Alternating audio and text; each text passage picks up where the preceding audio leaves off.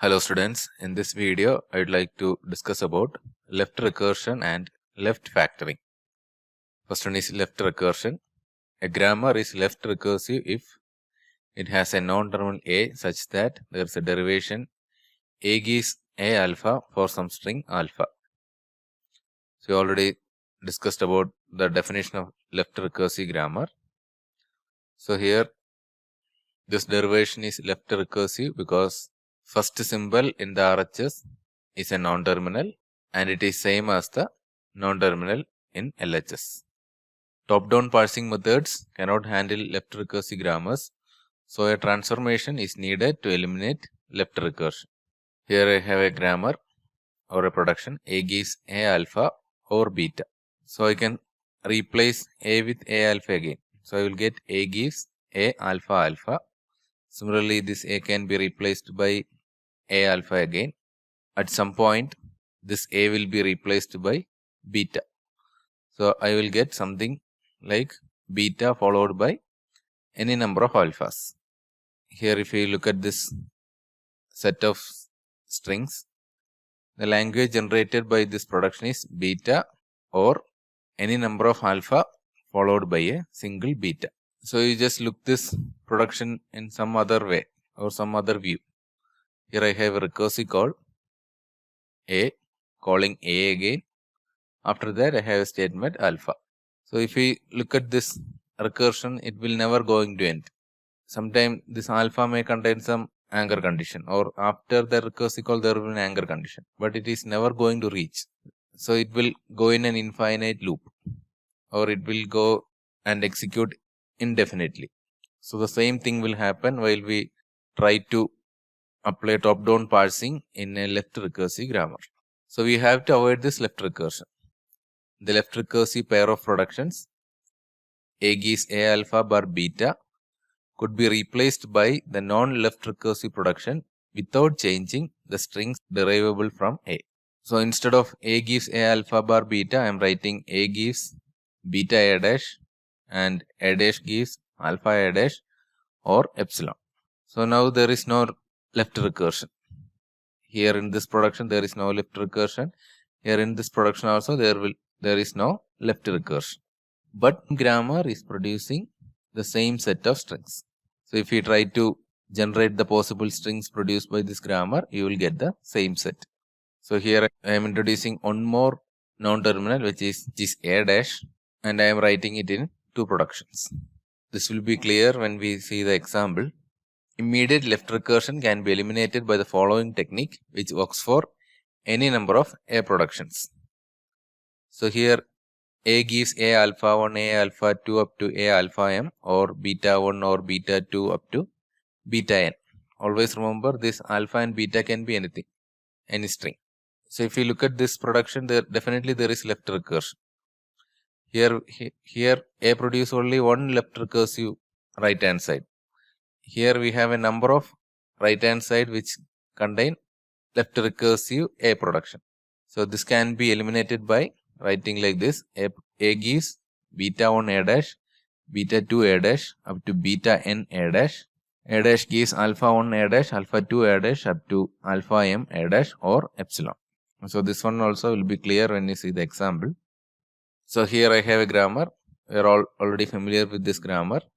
This is an example for left recursive grammar because first symbol in the right hand side is same as LHS.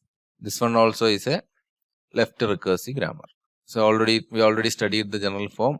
If there is a grammar a gives a alpha bar beta, we can write it as a equal to beta a dash and a dash equal to alpha a dash or epsilon. So this is a general form. Instead of this a, from this grammar I am considering e. Alpha means the things which comes after the first non-terminal. So here plus t can be considered as alpha or t. So there will be a single non-terminal. Instead of beta, here we are considering t. So this production will be written in two steps. E gives t e dash because beta a dash. Here beta is t. And along with that we are giving e dash. Then A dash. Instead of A dash, I am writing E dash here. Alpha. Alpha means plus T. Here plus T is written. Then A dash. Instead of A, I am writing E. That is E dash or epsilon. So first production has left recursion. So it is eliminated by writing that production in 2 steps. Similarly, T gives T star F or F can be written as T equal to T F dash, T dash equal to star F T dash or epsilon. So here in this grammar, instead of A, here we have T. Instead of alpha, here we have star F. And instead of beta, here we have F. So next is F equal to ID. There is no left recursion. So write as it is. So one more example. In earlier example, right hand side, we have only one production which contain the first symbol as E. Here we have 2 production, both E plus T and E minus T.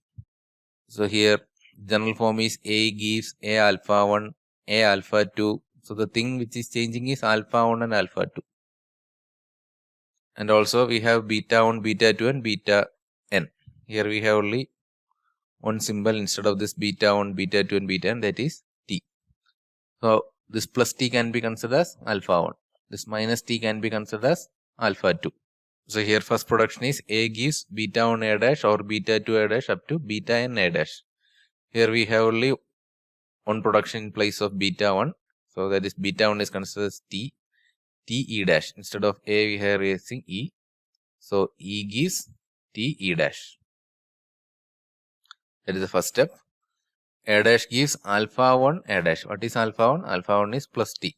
Plus T. Instead of A I am writing E. So instead of A dash I am writing E dash. Or alpha 2 means minus T. So minus T E dash or epsilon. One more production is there. T gives ID, which is written as it is. So now I hope these 2 points are clear. So next is left factoring. Left factoring is a grammar transformation that is useful for producing a grammar suitable for predictive or top-down parsing. When the choice between 2 alternative A productions is not clear, we may be able to rewrite the productions to defer the decision until enough of the input has been seen that we can make the right choice. For example, if we have 2 productions, statement produce if expression then statement else statement or if expression then statement. So this is a grammar which generate parse tree for if statement and if else statement. On seeing the input if, we cannot immediately tell which production to choose to expand statement. So anyway, with the help of this production, we are generating some parse trees. So if I see a token called if, so if is a keyword.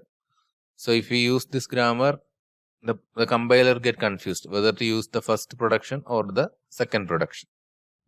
In general, if A produce alpha B1 or alpha B2 are 2 A productions. A productions means productions of A.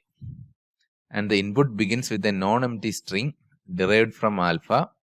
We do not know whether to expand A to alpha beta 1 or alpha beta 2. However, we may defer the decision by expanding A to alpha A dash. Then after seeing the input derived from alpha, we expand A dash to beta 1 or to beta 2. You just look at this production. If the input symbol is alpha, we are not sure whether to take the first production or the second production. So to avoid that confusion, I am rewriting that grammar.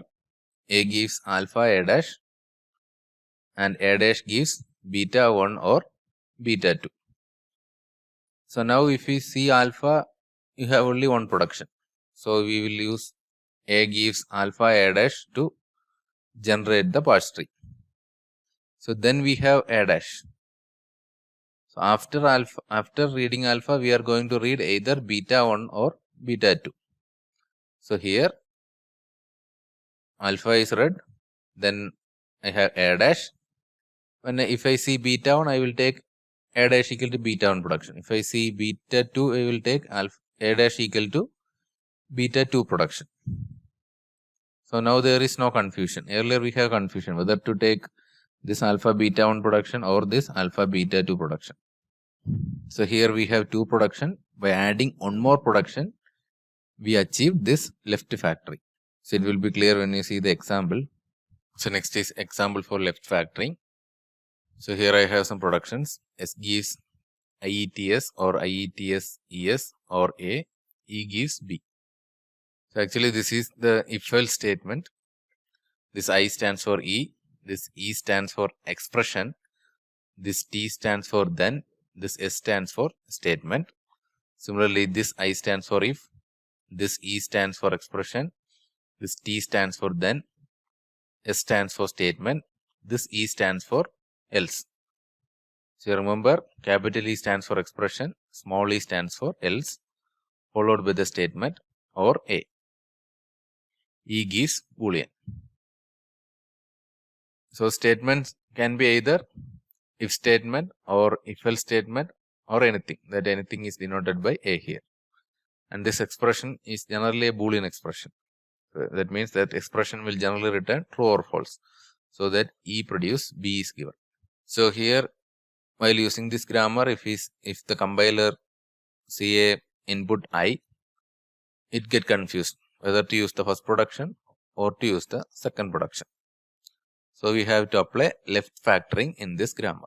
So what's the general form? Alpha beta 1, alpha beta 2. So what's the meaning? Alpha is the common part in these two productions. Alpha is the common part in these two productions. Similarly, in these two productions, IETS is the common part. Instead of alpha, we have IETS. So what do we have to write? A gives alpha A dash. Instead of A, here we have S. S equal to IETS because that is the common part in these two productions. Instead of A dash, we are writing S dash since we have S on the left hand side or A. Then here A dash gives beta 1 or beta 2. So here common part is IETS, that is alpha is IETS. So only thing in this production is IETS, nothing after that. So in place of beta 1, I am writing epsilon. That's how I got epsilon here. A dash gives beta 1 or beta 2. So here the beta part in this term is actually epsilon because entire term goes to the alpha part. So epsilon is written. Here in this production, IETS will be the alpha part. The remaining part is beta, that is ES. ES part will be the beta part. So ES is also written. So this production has that confusion. So left factoring is applied. And one more production is there. E gives B. There is no left factoring. So I'm just writing E gives B. So I have written the problem here. We may expand S to IETS S dash invalid input I and wait until IETS have been seen to decide whether to expand S dash to ES or to epsilon. So if that statement contain only if condition, we will use this production, and in place of this S dash, we are going to use epsilon. If the tokens contain if else statement, instead of this S dash, we are going to use ES. That's all I want to share in this video. Thank you.